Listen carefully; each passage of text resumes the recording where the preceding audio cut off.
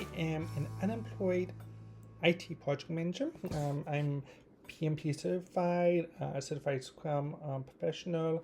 Um, I'm a PMI ACP. I have two master's degree, one in project management, one in information technology management, and I am looking for a job. And I have also wrote a book about running AI locally on your computer called GPT for All, installing, configuring, and using a local AI chatbot that you control. It's currently on Amazon.com. It's an ebook. If you have Kindle Unlimited, it is currently free as of November 18th, 2025. And the price itself, if you don't have Kindle Unlimited, it's really, really low because I want as many people as possible to read it. So what's today's topic about? Today's topic is going to be about AI and superintelligence. We've all seen the videos, we've all seen the news. Some people, especially people like Sam Altman, the CEO of OpenAI, of ChatGPT, and other people, think AI might be this living, thinking entity that can make decisions for us, that is super intelligent. Even Sam Altman of OpenAI, he said that GPT-4, their model, is already smarter than him. And honestly, I think that's true. I think it is smarter than him, but I don't think it's smarter than most people. SoftBank CEO, I'm going to butcher his name. It's Maimoso-san. I think that's how you pronounce it. My apologies if I've really butchered his name. He said that AI is 10,000 times smarter than humans are and will happen within the next 10 years. No, it isn't. No, absolutely not. And let me tell you why that is. It's never going to happen using the current technology that we have, especially when it comes to large language models, small language models, and GPTs as a whole. GTPs, language models, they can be thought of like a giant bingo machine. It has all the words in the language. When you put in a prompt, it rates the words based on the likelihood of those words appearing in a sentence, and just generates words based on statistical probability that's rated. Statistics are very complex. I don't really want to go into statistics. It was, make me more bold than what I am, and I don't want that, and you don't want that either. So, it's a word generator. That's all what it is. So, what is intelligence?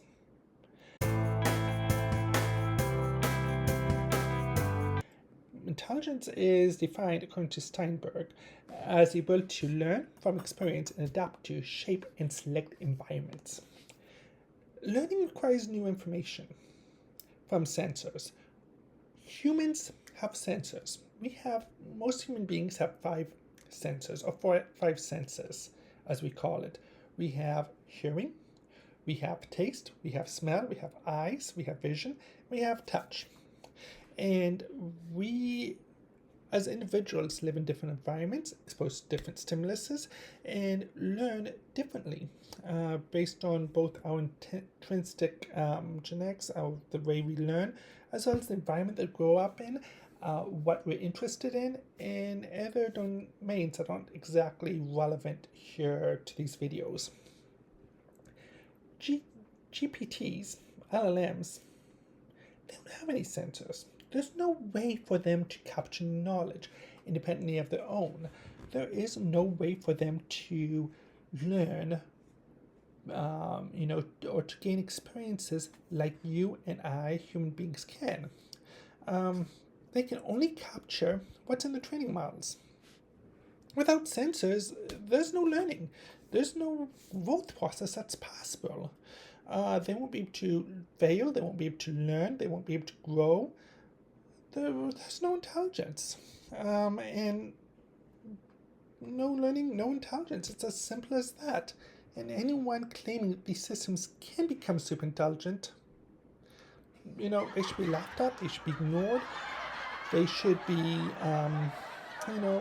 considered marketing fluff at best. So why is this super intelligent stuff being pushed anyway on people? Why are they saying that, yes, super intelligence is possible? Some developers and researchers believe that intelligence is simply the collection of knowledge, and that superintelligence is possible to acquire without any external sensors. And, I think it just proved that we can't do that, because, we don't, it's impossible. And this belief is pushed upwards to the CEOs and CFOs of businesses, especially, OpenAI and, other businesses like that. And the CEOs themselves may not know if this is possible, but it makes a good story. And to be an executive, to be a CEO, to be a founder, businesses rely on stories. They rely on fables, on myths that are connected somewhat to reality, but may not be fully true. And this makes a good story, a good motivating tool. We, OpenAI, are going to bring superintelligence to the world. And the employees would say, the people who work for OpenAI are going to say, yes, that's our mission, we can do this. So, they may not believe it, but it's a good motivating tool for the employees. It gives them mission, it gives them motivation, and it also gives them a good story to tell investors, the people who give them money.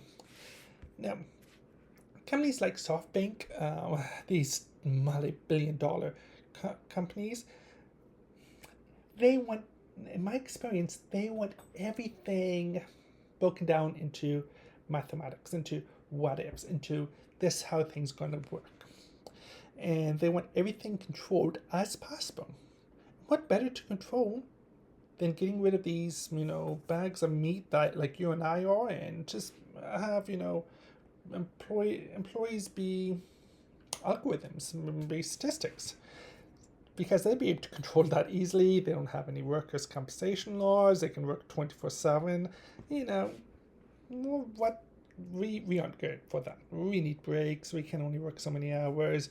We can't be controlled. We can't be mathematically controlled. So these investors say, let's do it.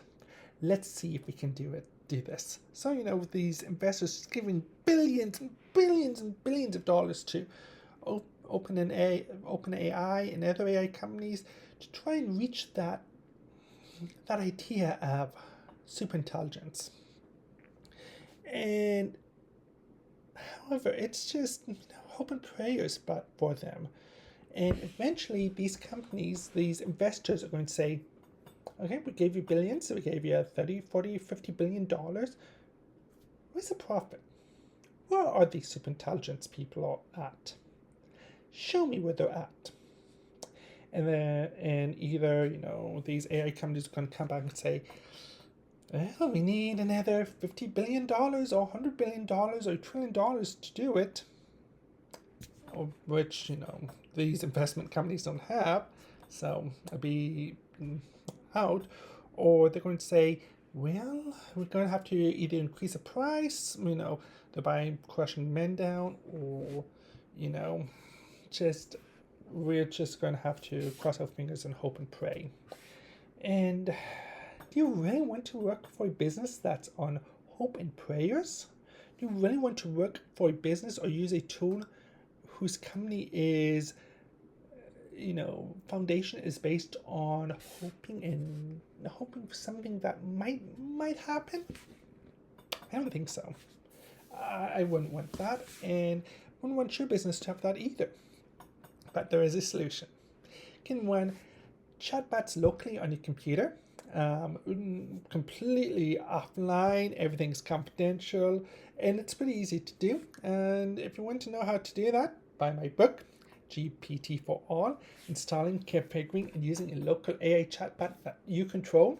It's by Benjamin Hayes, me, and it is for sale on Amazon. Presently, as of today, November 18th, 2025, it is free for Kindle Direct users, or you can pay some money for it. I don't have it too expensive at all because it's an easy to use program, and I want as many people as possible to have knowledge on how to use these systems. And if you want me to work for you as a project manager, scrum master, project coordinator, something in the IT realm, managing your projects, send me a message on LinkedIn. I would love to touch base with you, see what I can do to help you, your company, be more efficient, be more successful. Thank you.